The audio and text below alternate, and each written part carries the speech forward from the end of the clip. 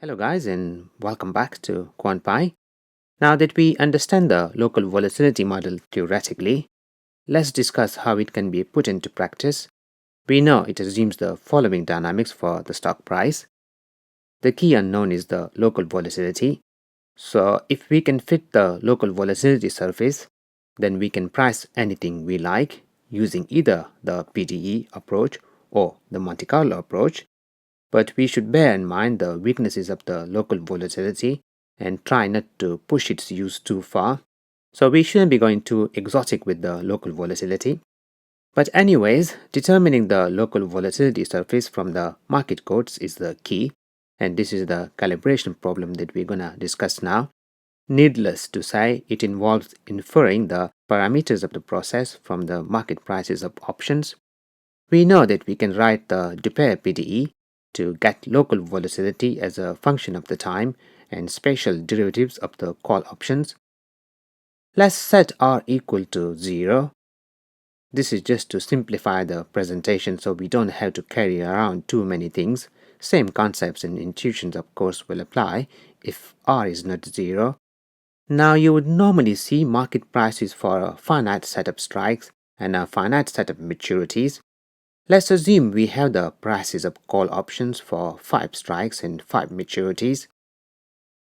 So these are the European call options. Let's represent the price with subscripts. So the first subscript indicates the strike and the second the maturity. So we have the prices of various strikes for the T1 maturity, which is the shortest maturity. So think like 1 week. So the first index, which represents the strike, is varying, and the second index is fixed at 1. For the second maturity, think like 2 weeks or a month, we have 2 and the second index, and so on. Now we can use finite difference approximation to calculate the time derivative, which is the term in the numerator, and the second derivative with respect to strike, which is the denominator. Let's pick a grid point, say 3,1. To calculate the time derivative, we hold k constant and shift maturity to calculate how much the price changes by per unit change in maturity.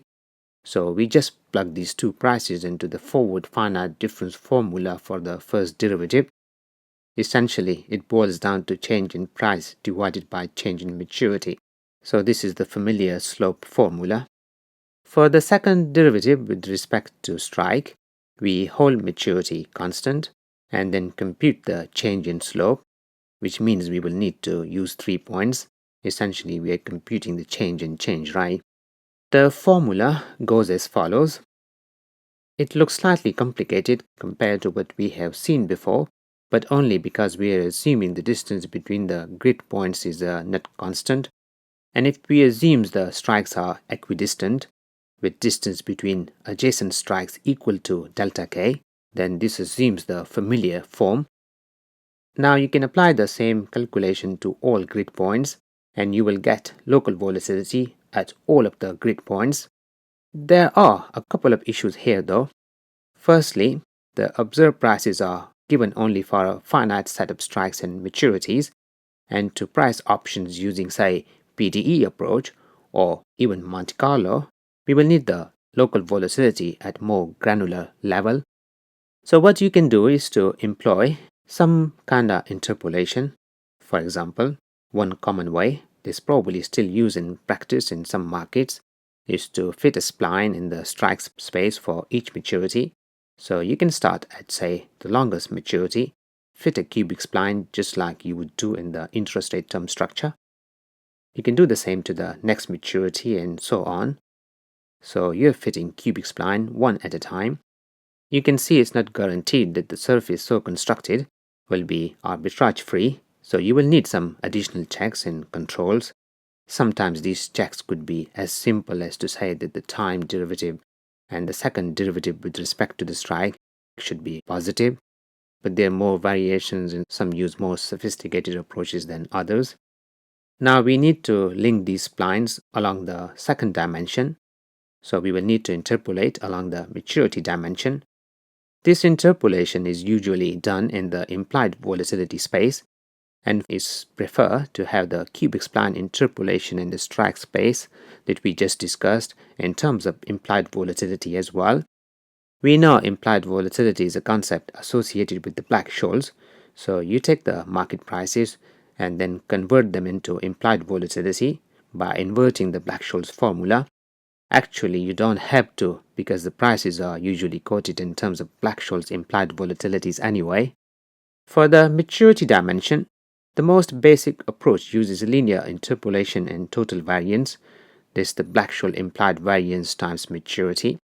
For example, for the T4 column, we can square the implied volatility and then multiply it by T4. And we do this for the whole column, which is why I have written it as K. We can do the same for T5. And then for any maturity between T4 and T5, we can linearly interpolate the implied variance between the two splines that we constructed in the first step. In the end, we get a two-dimensional surface.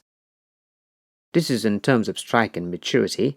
It's convenient to write it in terms of moneyness, and we can also transform the implied volatility to total variance, and we can then use the Dupire formula in terms of moneyness and total variance to compute the local volatility. This form is preferred to the Dupire in terms of call option prices for two reasons. First, you can see the denominator and the original Dupire formula is like $gamma, and we know it decays really quickly as strikes become large or small. And as it goes to zero, because it is in the denominator, the local volatility will explode. Secondly, the call option prices have different magnitudes. For example, the price of the deep out of the money option will be close to zero, whilst that of a deep in the money option will be close to S. So there's huge variation which can cause issues with numerical calculations, but the implied volatility by strike will be of similar magnitudes. So this alternative form in terms of total implied variance is preferred.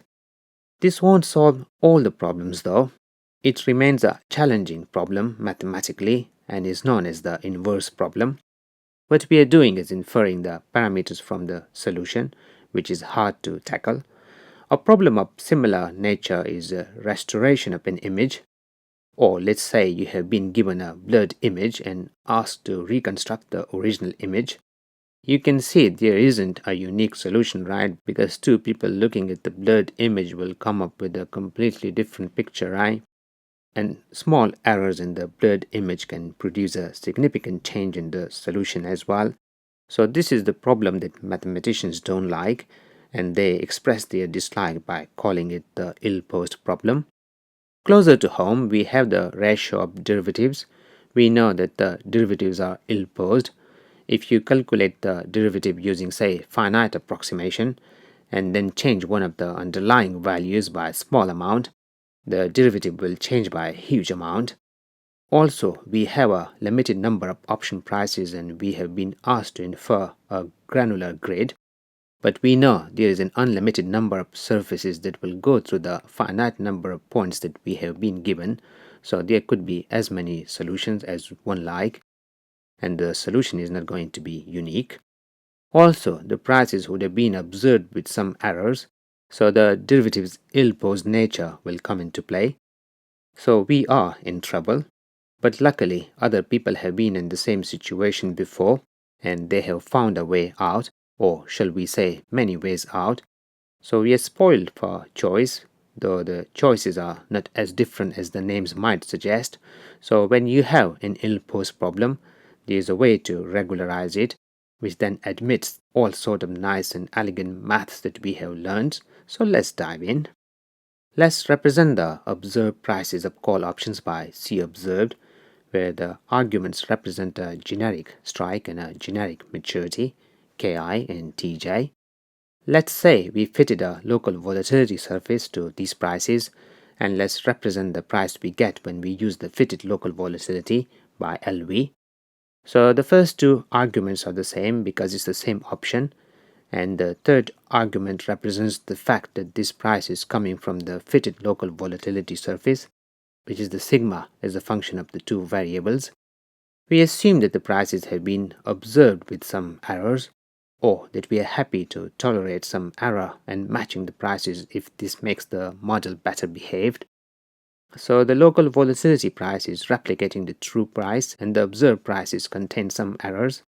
This could be due to the bid-offer spreads or prices not observed at the same time, or the prices have been gathered from different quotes provided by different market makers. Let's abbreviate the notation further, keeping only the essential. Let's focus on one maturity for comparison with the earlier discussion. Previously, we performed cubic spline interpolation in the strike dimension, and the interpolation means that the spline will be going through all of the observed points. It's the very definition of interpolation, right? Now, instead of interpolation, we minimize the sum of the squared errors. This is similar to the least square approach, but not exactly the same because in the least square we have a functional form, say linear or some polynomial, and we want to find the parameters. Here, for a given maturity t, we want to find the function itself. As there is an infinite number of functions that one can fit, this is an infinite dimensional problem. One can find many functions that will go through all of the points, so we won't have a unique solution, and the problem is ill-posed as we discussed before. So how does one get out of this tricky situation? Well, one has to bring some prior knowledge, right? And then translate this knowledge into a condition that the solution must satisfy, which is best done by imposing a penalty for deviation from the condition. For example, if we think of the spline interpolation, then the natural physical analogy is to fit, say, a thin metal rod through the points. By the laws of physics, or shall we say by its nature, the rod will resist bending, so to account for this mathematically, we add a penalty for the bending. You know second derivative measure curvature, so this integral is in a way measuring the bending energy, and the lambda is the penalty factor. For now, assume we know this penalty factor, but later on we shall explain how can one determine this penalty term in a sensible way. Minimizing this expression is the regularized version of the problem. The first term, the sum of squared errors, represents the fidelity to data, because the more the fitted values differ from the observed, the larger this error would be, and the second term represents the smoothness of the solution, so the smaller this integral of the curvature, the smoother the solution would be, and the square of the second derivative inside the integral is needed to ensure we penalize both positive and negative curvatures. So lambda represents the trade-off between fidelity to the data and the smoothness of the local volatility surface. If lambda were to be 0, then this reduces to the least square problem. Also, you don't have to put lambda in front of the second term. It could equally be in front of the first term because it's just relative weights of the two criteria. But if you were to put it in front of the first term, then the scale would have to be different to achieve the same relative weights. Now, this isn't much different from the cubic spline interpolation. It is just the smoothing version of natural cubic spline. You know, natural cubic spline is when you set the second derivative at both ends of the data equal to 0. So essentially it boils down to between the data points you're interpolating using cubic spline, but outside the non-data points you're extrapolating based on a straight line, because the derivative of the straight line is 0, right? So you get straight line extrapolation outside the non-data points. It's not hard to show that the natural cubic spline is actually the unique minimizer of the curvature among all functions that have continuous second derivatives. Of course, you would have seen cubic spline as the polynomials fitted between adjacent points, and where contiguous polynomial values and derivatives are constrained to meet at the not points, but this formulation is another way of describing the natural cubic spline. So you can see we have the least square version of cubic spline, where we introduce a trade-off that smooth functions are to be preferred. This has to be fitted to each maturity separately, or we can make this two-dimensional. The resulting fit is then called thin plate spline. So previously, we were fitting a thin metal rod through the prices by strike for one maturity. Here we are fitting a thin metal sheet in 2 dimensions, which resist bending, and the bending strength is captured by the integral of the 2-dimensional derivatives now. And the sum up squared, we are assigning equal weights to all of the prices. But if you think some prices are more reliable than others because of liquidity and other reliability issues, or you want more accuracy in some regions, then you can assign different weights to the different prices. We can also generalize this penalty function where L represents the linear differential operator, which is the second derivative here. And for the two-dimensional case, this L would have been the second derivative with respect to both variables, including the cross term. So you can see this representation is more general. Instead of the second derivative, you will sometimes see the first derivative. This is more prevalent in computer images. Now, if the first derivatives are close to zero, which this minimization problem is trying to achieve, the generated surface will be like constant. For example, a red Ferrari against blue sky, so you see the colors don't change smoothly, and hence penalizing the first derivative might be more appropriate. In our case, it might well be that the volatility has step changed due to some forthcoming economic event, and therefore you see people use the second derivative and the strike space and the first derivative and the maturity space, which would also explain our earlier choice of cubic spline in the strike space and linear interpolation and total variance in the maturity space. Now, if you have been calibrating the local volatility surface, say every day, then you may want the surface not to be too different from the previously calibrated surface. Unless the data strongly suggest otherwise, then you can change the L to capture the difference between the two surfaces. Simple and elegant. And if this sounds too simple, then it would be comforting to know that the mainstream statistics actually start with the norm of the parameters. In our language, it means lower volatility is to be preferred.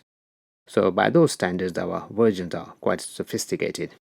Right, so seems like we have a large number of ways we can approach the problem.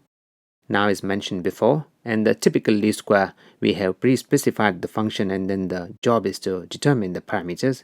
Here we have to determine the function itself, including its parameters. And we know there is an infinite number of functions, so how does one go about it? It's truly remarkable that just like the least square, this problem reduces to solving matrices.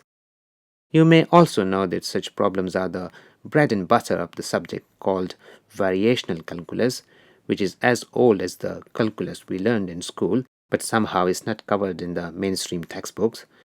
The variational calculus deals with functional, so you might think of these as functions, but with functions as domains. So in normal calculus, we usually have scalars in the domain like function of x and y, but here you will have a functional which will be like a function of a function. So in comparison to the usual maxima and minima, where you're finding the values of x and y that minimizes a function, here you're going to find the function which minimizes the functional. For example, the problem could be to find the curve with the shortest distance between 2 points. So you're kind of iterating over the set of curves.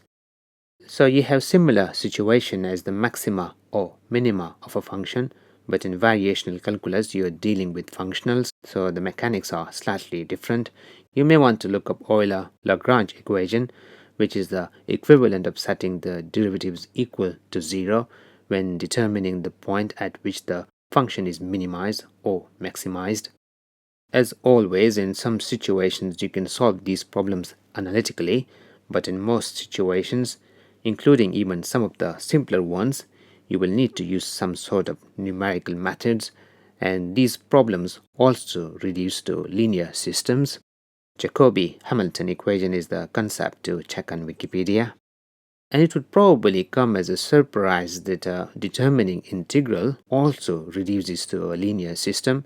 For example, you have these types of integrals which are called the integrals of the first kind.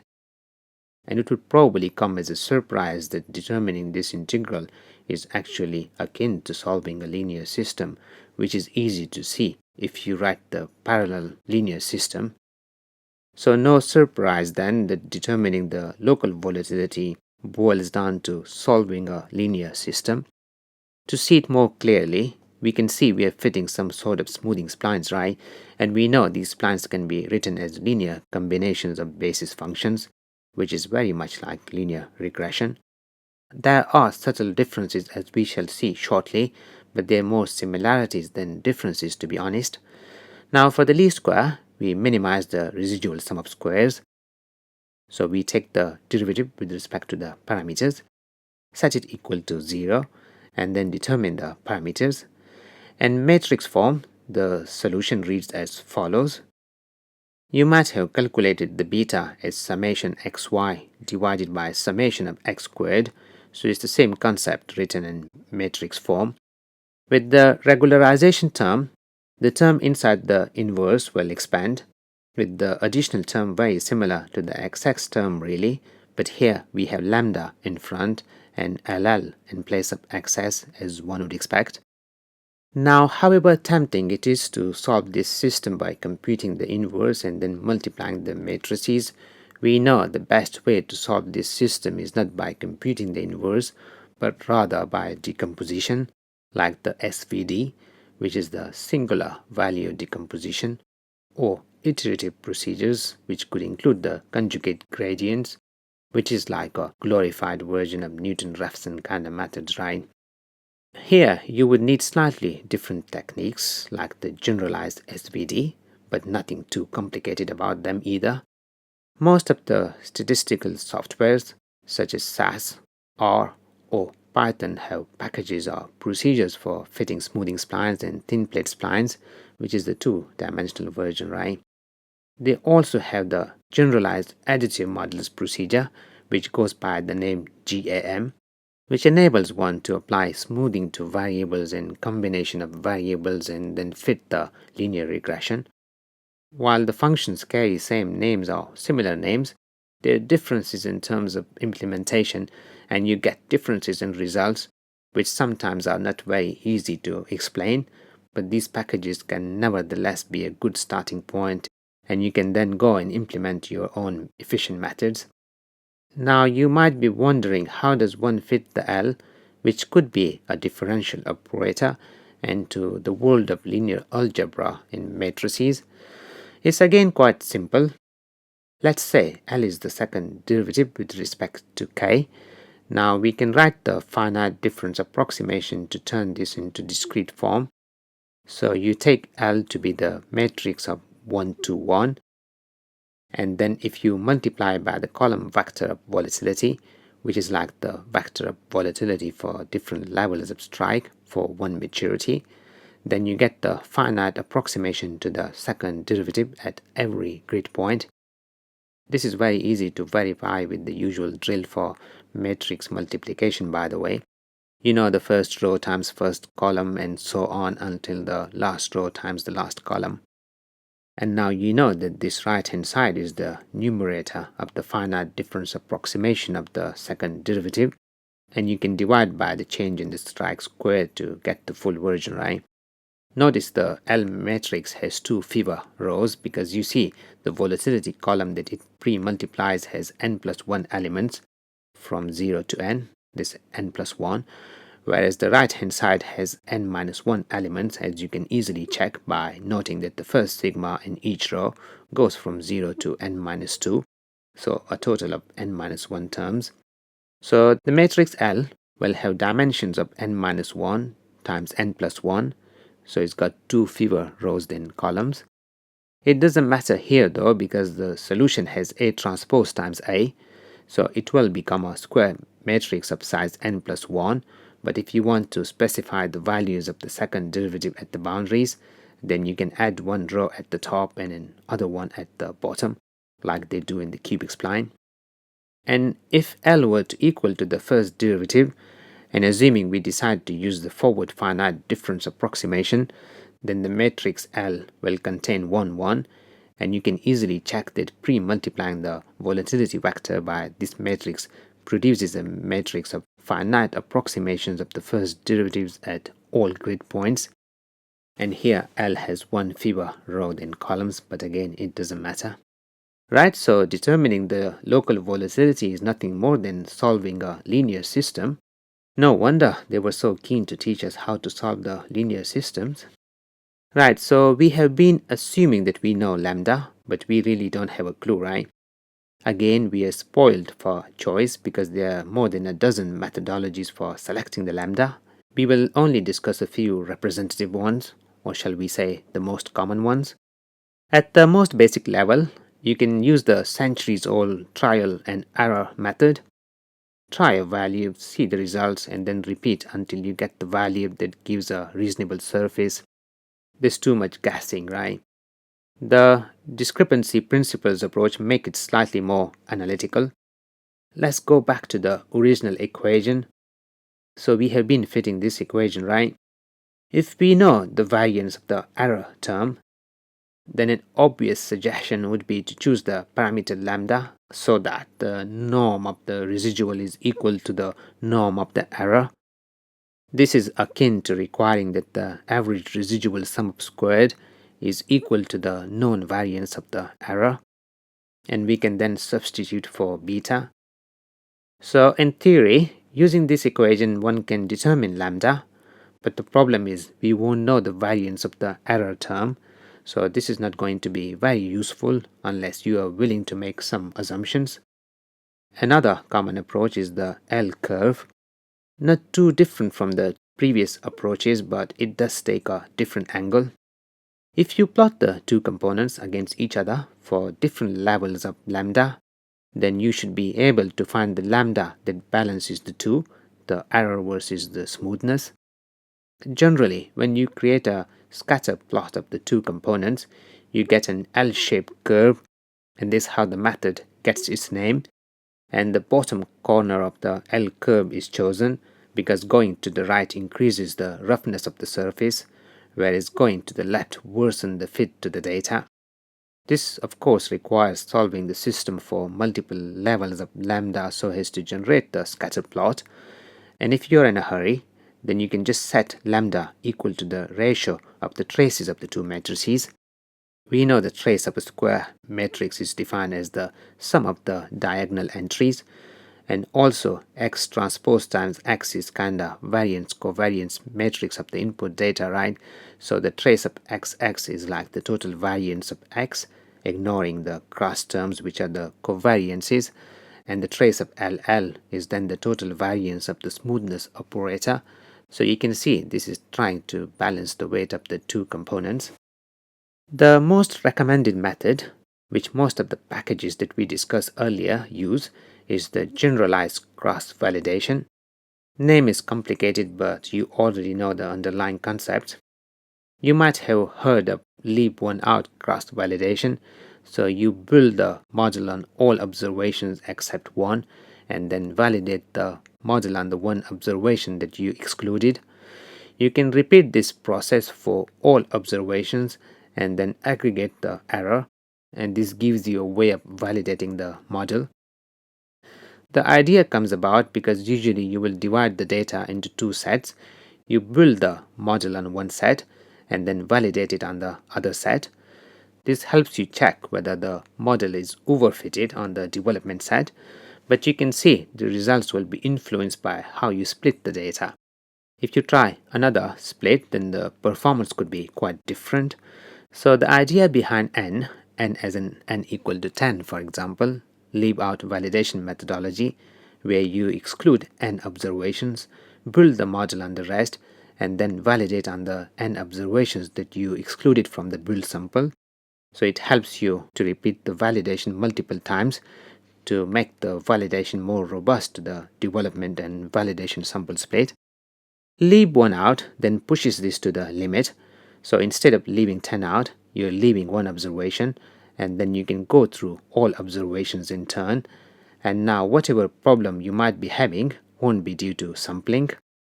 When you generate a scatter plot of two variables that you believe are related, you usually see that majority of points are scattered around some line, which could be nonlinear. There would be a lot of anomalies, but the two types of anomalies need a special mention. Outliers, which are the observations whose values along the y-axis are way too high or too low, and the high leverage points. These are the observations whose x values are too extreme. The reason they're called high leverage point is because they don't have many neighbors, so these points can have a lot more influence on the fitted model. Now, the reason we have to discuss these concepts of cross-validation and high leverage points is because they can help us develop a method for determining the parameter lambda. Essentially, you choose lambda so that the cross-validation error is minimized. So you pick an observation, build the model on the rest of the sample, and then use the model to predict the performance of the excluded observation. Here, the I in the brackets means that the model parameter beta has been estimated using all observations except the ith observation, and the subscript I represents the ith component of the vector. So we have the vector of the non-volatility values and the vector of the predicted volatility values. And you then repeat this process across all observations and aggregate the error. By the way, this depends on lambda, but the dependence on lambda is hidden in beta. Remember, determining beta involves solving the system which has got the lambda inside it. Now the trouble is obvious.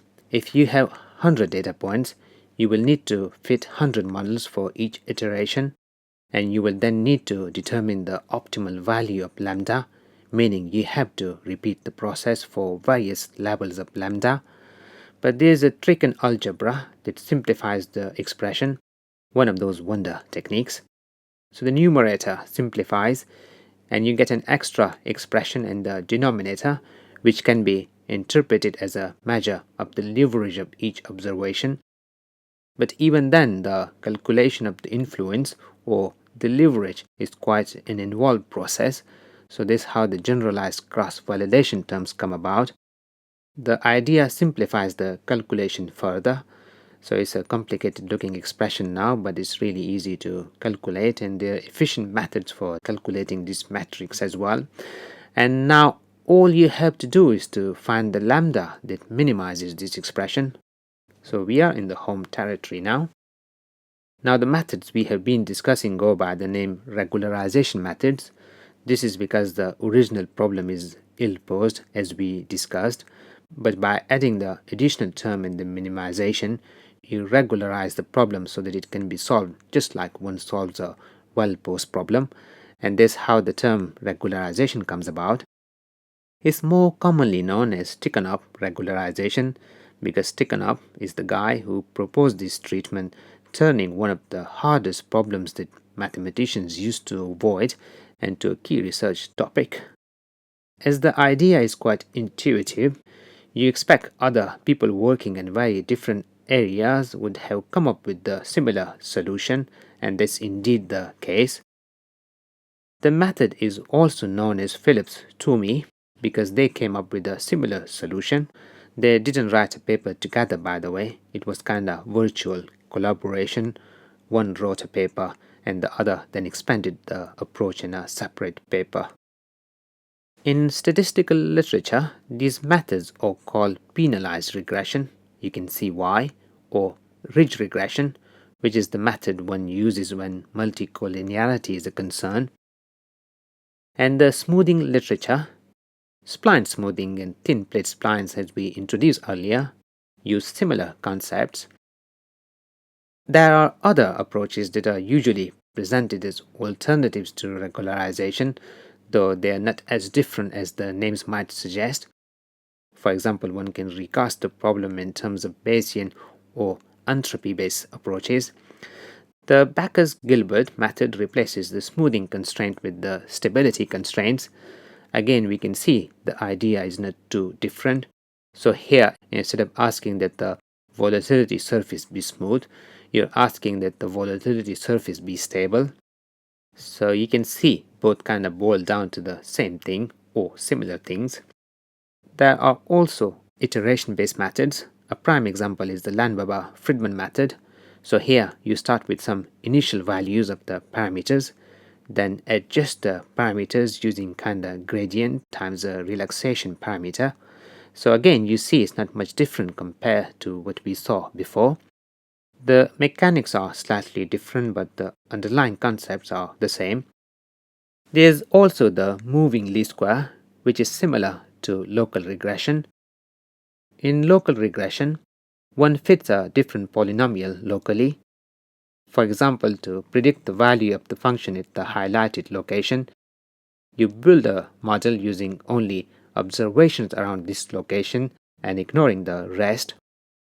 So you have to fit a different regression for each location. Our rectangle includes 4 points, but it can be any number. You can easily see this is going to generate the rough surfaces, right, as the rectangle moves. The population that the regression is based on changes, which will cause jumps in the surface, because when one observation drops off the sample and the other one comes in, you will see they can cause the regression coefficients to jump. So the moving least square tries to bring some order, so it's supposed to be a slight improvement toward the local regression. Again, you define the bandwidth. So to fit the regression at the first highlighted location, you only include observations that are within a certain distance from that location. This is similar to the local regression, but here you are including observations based on distance, and hence the number of observations will change by location. The more insightful difference though is that you're weighting the observations. So you're giving more weights to the observations closer to the location than the observations that are further away. This shall bring more smoothness to the surface, apparently. Right, so I hope you enjoyed the video and I look forward to seeing you in the next.